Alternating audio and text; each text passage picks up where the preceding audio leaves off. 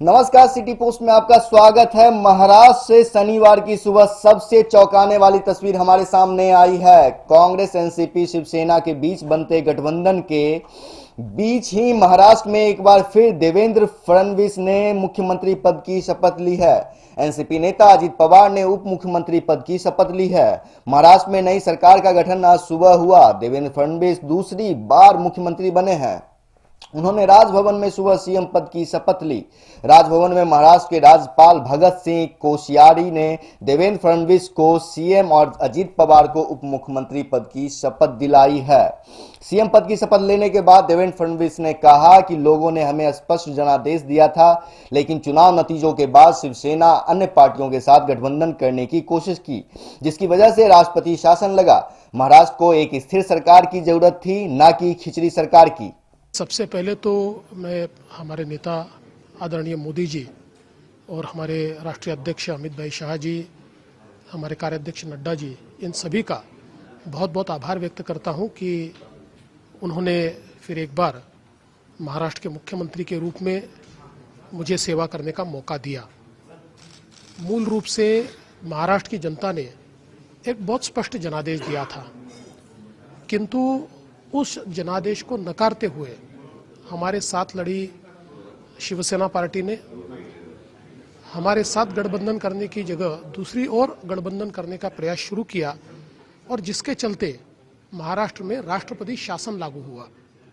और महाराष्ट्र में कितना समय राष्ट्रपति शासन लागू हो, महाराष्ट्र जैसे एक अगड़े राज्य को ये शोभा भी नहीं देता, और इसके चलते महाराष्ट्र को एक स्थिर शासन देने की आवश्यकता थी। कोई खिचड़ी शासन नहीं, जहां पर तीन ऐसी पार्टियां साथ में आ जाए और कोई सरकार बना दे जो चल भी ना पाए। और ऐसे समय मैं राष्ट्रवादी कांग्रेस पार्टी के नेता श्री अजित दादा पवार जी का अभिनंदन भी करना चाहूँगा, उनका आभार भी व्यक्त करना चाहूँगा कि उन्होंने ये निर्णय लिया कि महाराष्ट्र को एक स्थायी सरकार मिले। इस हेतु से वे भारतीय जनता पार्टी के साथ आएंगे।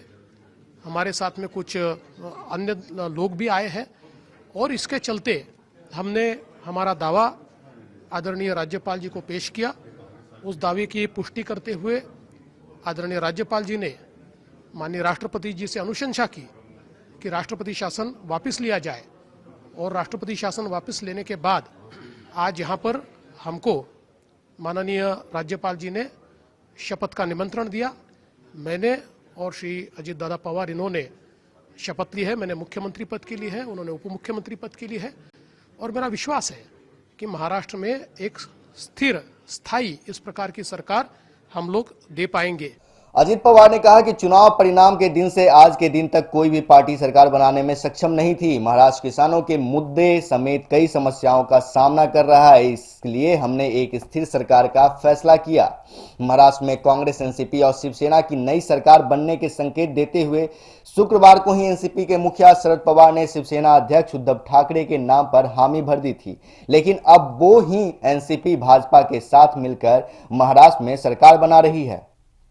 गौरतलब है कि विधानसभा चुनाव के बाद किसी भी दल द्वारा बहुमत के लिए आवश्यक 145 विधायकों की संख्या हासिल नहीं कर पाने के कारण महाराष्ट्र में 12 नवंबर को राज्यपाल भगत सिंह कोश्यारी ने राष्ट्रपति शासन की सिफारिश कर दी थी, लेकिन उसके बाद से ही कांग्रेस, एनसीपी, शिवसेना का नया गठबंधन बनकर सरकार गठन की तैयारियों में लगे थे।